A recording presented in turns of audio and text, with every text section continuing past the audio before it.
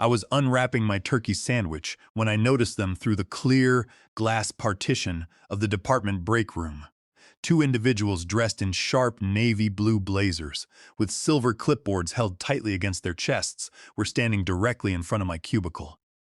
My pulse remained entirely steady. A corporate professional of 54, who has spent more than 30 years navigating the complex currents of the commercial insurance and financial services sector, does not panic easily. I simply recognized the inevitable culmination of an escalating storm that had been brewing for many months. Audrey Bennett had finally decided to launch her open attack. The compliance auditors were sifting through my workspace with practiced authority. One officer was systematically taking digital photographs of my dual-monitor desktop setup, while the other pulled on thin blue nitrile gloves, opening my file drawers as though searching for hazardous materials or stolen proprietary code. I stood near the coffee machine watching their movements for roughly 30 seconds before taking a calm sip of water and walking across the carpeted floor. "Anything interesting?" I asked. Maintaining a smooth and measured tone of voice, the taller officer turned away from my heavy steel filing cabinet, adjusting his metal-rimmed glasses. "Mr. Miller, we are executing a mandatory compliance inspection following formal internal reports regarding potential operational infractions, file mismanagement, and policy violation." "A routine audit," I replied softly, nodding once with polite composure. I knew with absolute certainty who had initiated this complaint and what she hoped to accomplish. Audrey Bennett was standing 3 workstations away, feigning intense concentration as she organized a stack of client insurance folders. Her eyes, however, darted sideways every few seconds to capture every single detail of my impending public humiliation. She had spent the last 6 months building toward this precise moment. May I inquire as to the specific legal and administrative nature of these alleged violations? I asked the shorter auditor, who was actively recording notes on a tablet screen. "Unprofessional administrative conduct, systematic errors in corporate communications, potential non-compliance with underwriting file protocols, and unauthorized data storage practices," he recited from his screen without looking up. "Company policy mandates that we secure your workstation until the audit is fully executed. My name is Grant Miller, and I am 54 years old. For the past 4 years, I have served as a senior underwriting consultant at Pinnacle Mutual Financial. My role involves analyzing high-exposure commercial risk accounts where a single misplaced decimal point or flawed risk evaluation model can result in corporate liabilities exceeding hundreds of thousands of dollars. The pressure is continuous, demanding absolute mathematical precision, clear communication, and strict adherence to industry regulations." Audrey Bennett joined our department 6 months after my arrival. From her very first week, she made it abundantly clear that she viewed my senior appointment as a direct personal insult. Audrey possessed an insatiable desire to be regarded as the sharpest mind in every conference room. She would routinely interject during my client teleconferences to clarify technical points that I had already explained with total clarity. She would copy our executive vice president, Mr. Donald Highwood, on routine internal memos, highlighting minor grammatical formatting choices that were entirely acceptable. She repeatedly volunteered to assist on my key portfolio reviews, only to submit unsolicited revisions that introduced unnecessary operational complexity. What frustrated Audrey above all else was my complete refusal to participate in her performance games. I have always preferred to let my objective results speak for themselves. When I successfully secured a multi-million-dollar underwriting contract with a national logistics firms, I did not send department-wide celebratory announcements. When major institutional clients issued formal letters of appreciation regarding my thorough risk assessments, I filed them quietly in my personal achievement folder. I completed my duties with quiet dedication and departed at 5 o'clock every afternoon. That quiet composure drove Audrey into a state of intense internal obsession. Because she could not outshine my professional output, she resolved to monitor my daily existence. She began logging my arrival times down to the minute. She tracked the duration of my morning coffee breaks and scrutinized my lunch schedules. Whenever I stepped away from my desk to consult with the actuarial assessment team, Audrey would casually walk past my cubicle, peering at my notes and desk surfaces. She posed seemingly innocent questions regarding my underwriting methodologies, subtly implying in follow-up conversations that my techniques were hopelessly outdated. I recognized her strategy early in the process. Audrey was not merely competitive. She was actively compiling a detailed dossier intended to justify my formal termination. She believed that by documenting enough perceived flaws, she could present executive leadership with a compelling case for my immediate removal, clearing the path for her own promotion to senior underwriter. Rather than confronting her directly or engaging in petty office warfare, I chose a far more subtle approach. I decided to give Audrey precisely what she was looking for, while carefully managing the underlying narrative behind the scenes. I began introducing tiny, harmless irregularities into my routine administrative workflow. They were completely inconsequential details that would only be noticed by someone monitoring my desk with obsessive scrutiny. I would send a quick scheduling note indicating Thursday when I intended Friday, only to send a polite clarification note 60 minutes later. I would temporarily place an internal memorandum in a secondary reference binder before moving it to its permanent file location during my end-of-day cleanup. I would occasionally use a secondary spelling variant in draft internal memos before finalizing the printed text. These were not operational errors. They were harmless breadcrumbs designed to keep her focused on superficial trivialities. And Audrey devoured every single one of them. She began maintaining a dedicated folder on her network drive. I discovered its existence one evening when she left her workstation unlocked while stepping out to grab coffee. Titled Grant Miller Operational Audit, the folder contained hundreds of logged entries, printed email chains with highlighted phrases, and screenshots of my working drafts. While Audrey was meticulously constructing her little prosecuting portfolio, I was cultivating a personal habit that had nothing to do with corporate warfare. I had started keeping a personal journal of daily reflections. Inspired by a corporate psychology seminar, I spent 5 minutes at the end of each afternoon writing down 3 genuine moments of professional gratitude from my workday. I recorded small, meaningful interactions that made my career fulfilling. A detailed explanation provided by a colleague that clarified a complex policies clause, a warm thank you note from a commercial broker, or a supervisor offering constructive feedback on a difficult account. I kept this leather-bound journal inside my center desk drawer alongside my fountain pens and notepad. It was not a secret document, nor was it intended for public view. It was simply my personal record of appreciation for the good people and positive moments that sustained my professional life. Day after day, month after month, he filled the cream-colored pages of that leather journal with handwritten observations. Every colleague who offered assistance, every administrative assistant who handled urgent filing with care, and every supervisor who demonstrated leadership received a thoughtful entry complete with dates, names, and specific details. Without initially intending to do so, I was creating an objective, real-time audit of our department's interpersonal climate. As the months accumulated, distinct patterns became clearly visible within the handwritten entries. Gavin Patel from the Accounting and Financial Compliance Department appeared dozens of times. My notes praised his endless patience when walking me through complex actuarial adjustments and his willingness to double-check line items during late afternoon reconciliations. Samantha Lowery from Human Resources featured prominently for her thoughtful coordination of department workshops and her prompt resolution of benefit inquiries.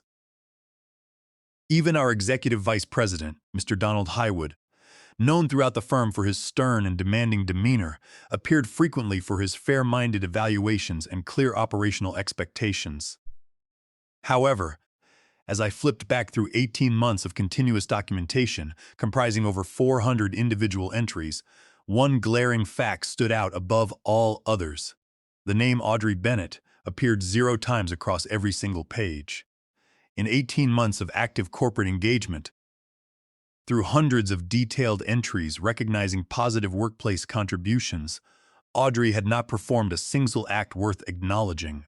She had never offered a word of genuine encouragement, never assisted a struggling peer, never shared credit for a collaborative project, and never demonstrated a moment of unselfish professional courtesy. I had not deliberately excluded her from my writing. I held no conscious bias when recording my daily reflections. But the unvarnished reality, recorded in my journal, was indisputable. Audrey existed within our corporate ecosystem as an absolute emotional vacuum. She consumed corporate energy, generated workplace anxiety, and demanded constant attention, yet she contributed zero warmth, zero support, and zero authentic value to the lives of those around her desk. Her toxic behavior extended far beyond her obsession with my cubicle. Audrey routinely co-opted the work of junior analysts, presenting joint balance sheet reviews as her sole creation whenever senior leadership was present. She possessed a sinister talent for discovering when a coworker felt uncertain about a presentation and subtly amplifying their anxiety under the guise of helpful advice.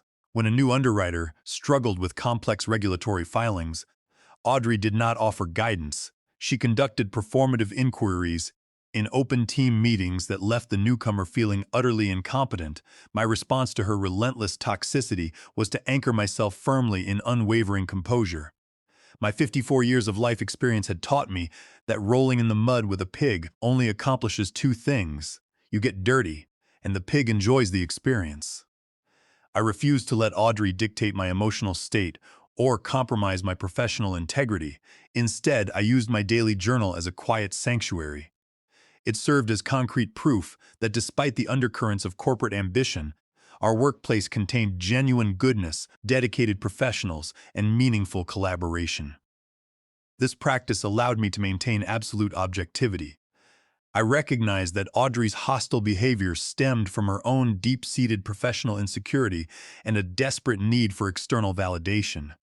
Under established corporate law principles, employees owe a basic duty of loyalty and a breach of fiduciary duty when handling firm assets, internal communications, and client records.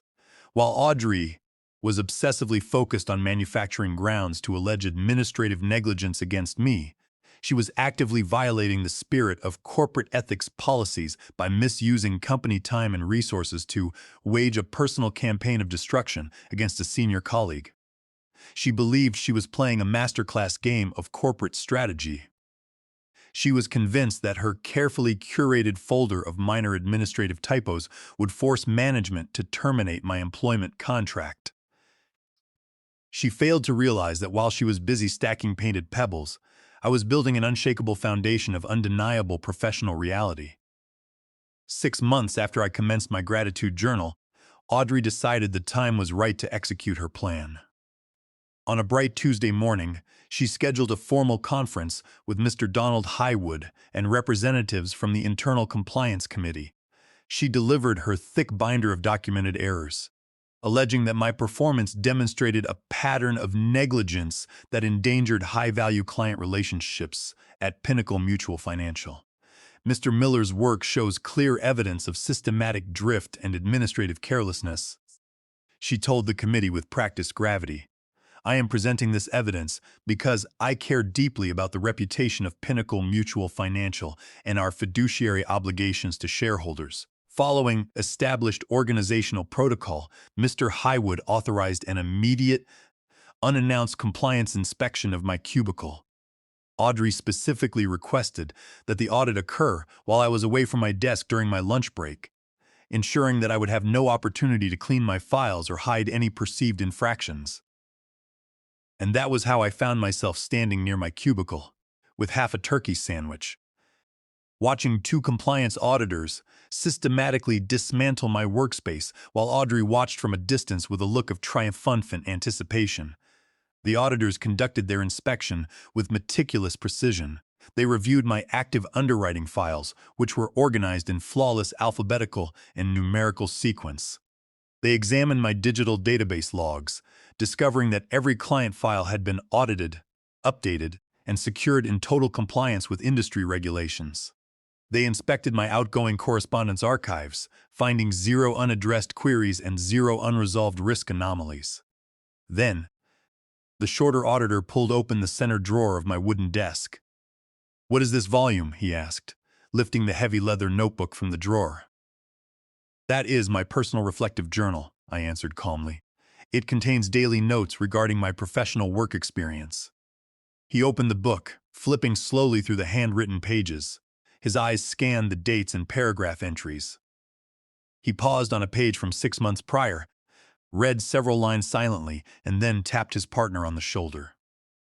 The taller auditor stepped closer, leaning over to read the highlighted passages together. A curious silence fell over the cubicle bay. The two compliance officers were no longer reviewing files or operating digital cameras. They were completely absorbed in reading my personal journal. 5 minutes passed in absolute silence, then 10 minutes, then 15 minutes. Coworkers in nearby cubicles began craning their necks to see what had captured the auditor's attention so completely. Audrey stepped out from behind her desk, her confident demeanor wavering slightly as she observed the unexpected turn of events.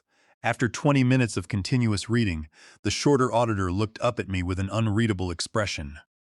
"Mr. Miller, how long have you maintained this log?" he asked. "Approximately 18 months," I replied. "And every entry recorded here represents an authentic account of your daily interactions," he pressed. "You have not embellished or fabricated these entries for any external purpose." "Not at all," I replied smoothly. "It is simply a personal discipline to maintain a positive perspective amidst demanding underwriting responsibilities." The two auditors exchanged a brief, significant look.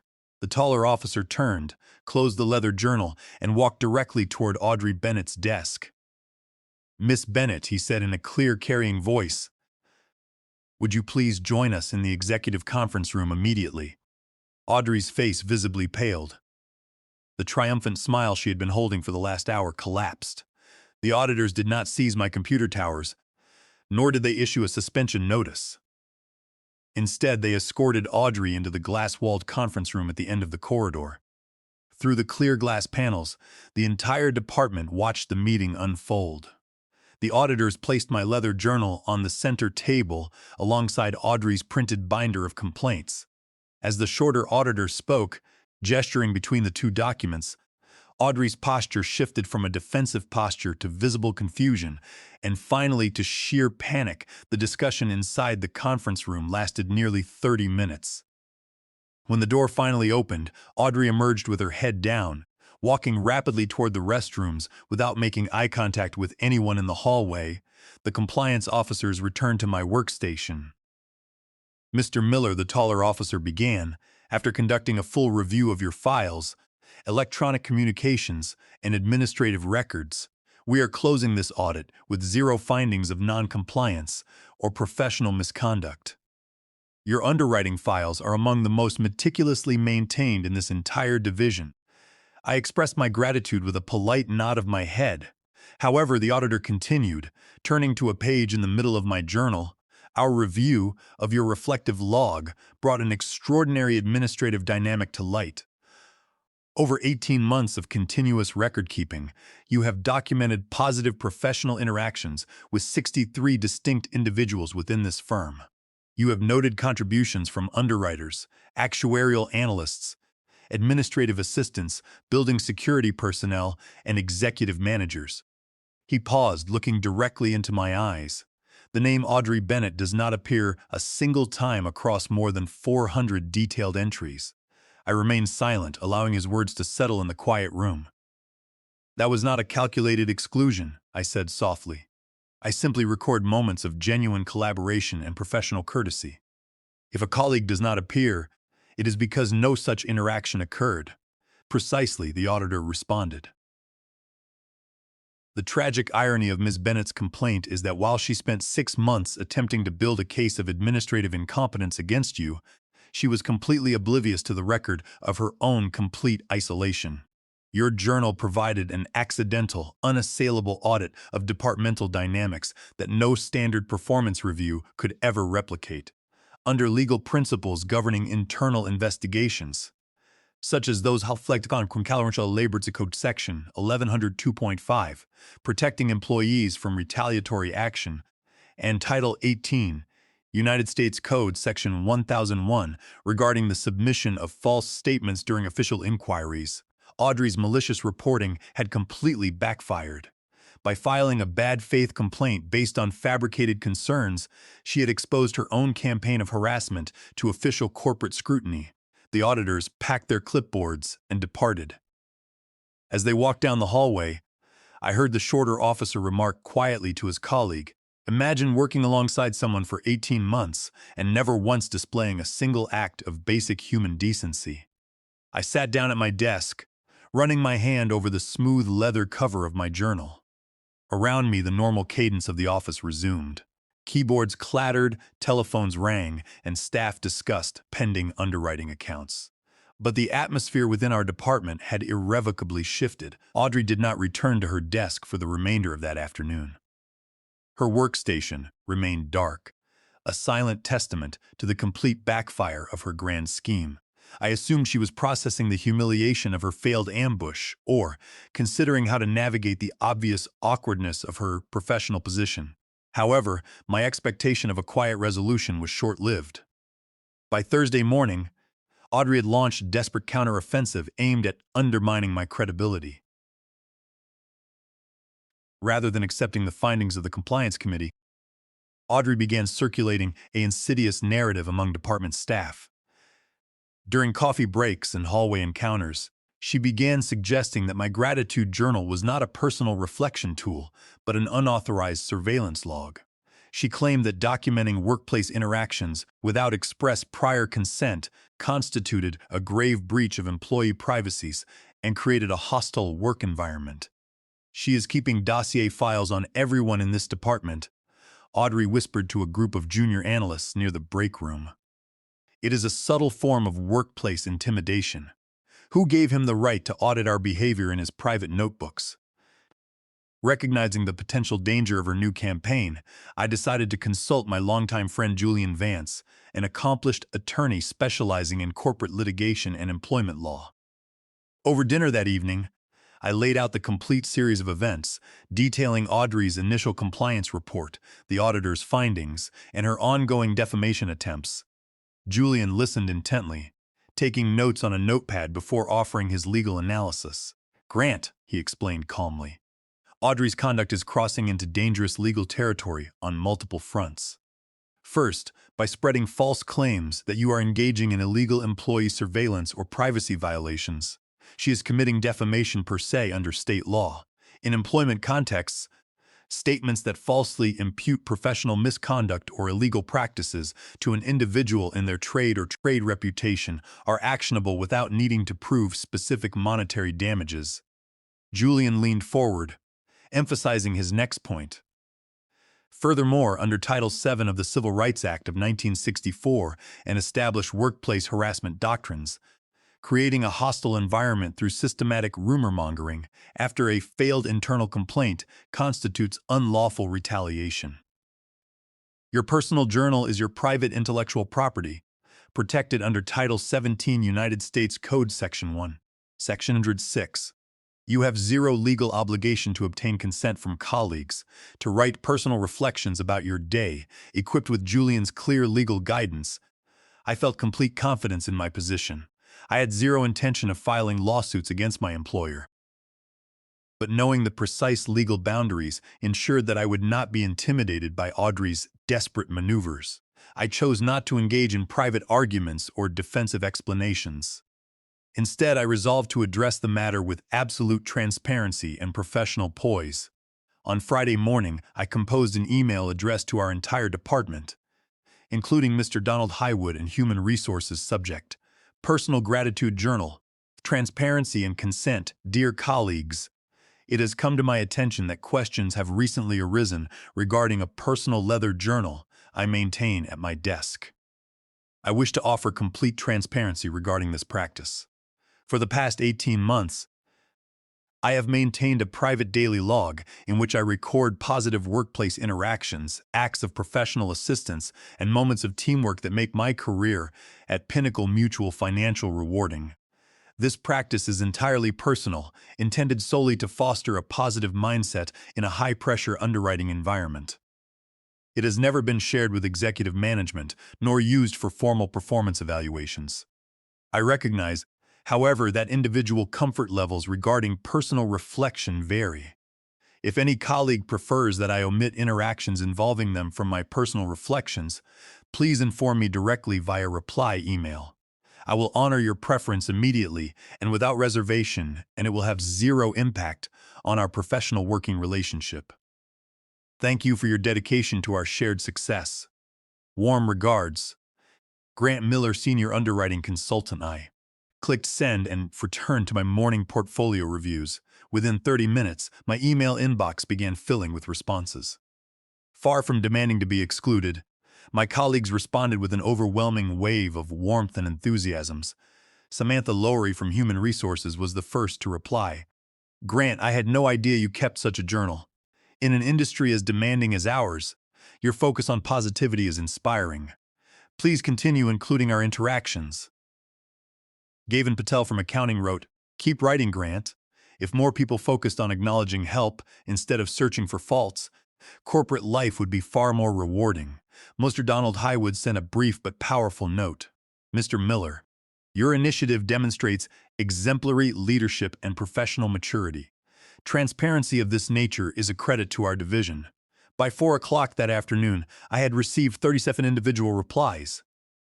36 of them expressed warm support, gratitude, and admiration for my practice. Only one person in the entire department failed to respond. Audrey Bennett's silence was absolute. In the face of overwhelming departmental unity around positivity and appreciation, her attempt to frame my journal as a sinister surveillance tool had completely collapsed.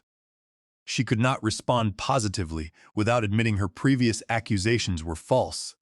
Nor could she request exclusion without publicly confirming that she had zero positive contributions to offer. The aftermath of the transparency email triggered a remarkable transformation throughout our entire corporate division. What had begun as my private coping mechanism evolved into a catalyst for systemic cultural change across the workplace. Inspired by the concept, several senior underwriters began initiating team meetings by publicly recognizing outstanding support from junior analysts. Samantha Lowery introduced a formal peer appreciation board in the main hallway where staff could post notes of gratitude for helpful colleagues. Gavin Patel organized monthly collaborative workshops to streamline cross-departmental communication between accounting and risk assessment teams. In an environment where positive recognition became the standard metric of professional standing, Audrey's toxic habit stood exposed like a stark shadow under bright light. Her habitual criticisms, backhanded compliments, and secretive maneuvers could no longer hide behind the guise of corporate diligence. When she attempted to criticize a junior analyst's risk draft during a weekly briefing, Mr. Donald Highwood calmly interrupted her commentary.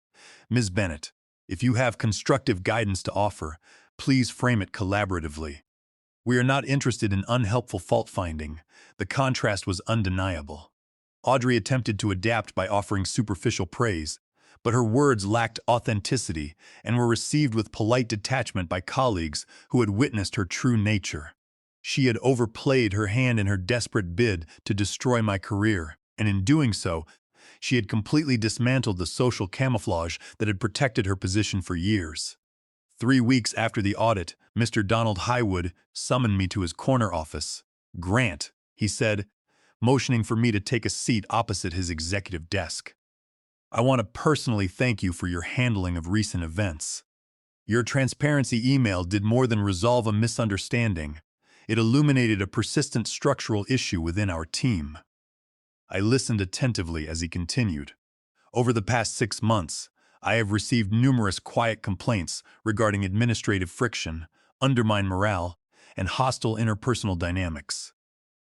Individually, those reports appeared to be minor personality clashes. However, when viewed against the backdrop of the positive culture your journal highlighted, a clear pattern of destructive behavior emerged. Mr. Highwood opened a thick red personnel folder on his desk. Using corporate compliance mechanisms as a vehicle for a malicious personal vendetta against a senior colleague is a severe violation of company ethics. Furthermore, making misleading statements during an official internal audit implicates serious regulatory standards, including principles akin to California Penal Code. Section 470 concerning falsification of administrative documentation and breach of internal fiduciary duties. He closed the folder with a firm tap. Effective Monday, Ms. Bennett is being reassigned to our secondary data processing facility in an isolated analytical role. Her new responsibilities will focus exclusively on raw statistical input, removing her from collaborative team environments. It is not a formal termination, but it is a necessary measure to protect the integrity of our department. I felt a quiet sense of relief, tempered by a realistic understanding of corporate life. I took no pleasure in Audrey's downfall, but I recognized that justice had prevailed through the natural consequences of her own actions. The ultimate irony, Mr. Highwood added with a faint smile, is that Audrey's obsession with destroying your career led directly to the discovery of how deeply respected and valued you are by everyone in this firm. Her trap became her own exit notice. 2 months later, news reached our office that Audrey had submitted her resignation and accepted an entry-level position at a regional firm in another state. She departed quietly, leaving behind zero legacy of achievement and zero lasting professional connections. My leather journal remains in the center drawer of my desk at Pinnacle Mutual Financial. I continue to write 3 entries every afternoon before closing my computer. The practice no longer serves as a shield against corporate hostility. It stands as an enduring daily reminder that integrity, quiet professionalism, and genuine human appreciation possess an innate power to overcome the most calculated malice. In the corporate world, people often believe that surviving office politics requires adopting the aggressive, underhanded tactics of one's adversaries. My experience proved the exact opposite. You do not need to wage war to defeat toxicity. Sometimes, the most devastating weapon you can wield is a clear mirror held up to unvarnished reality. When you build a professional life grounded in quiet excellence and authentic goodwill, the light you generate will inevitably expose and dismantle the darkness surrounding your path.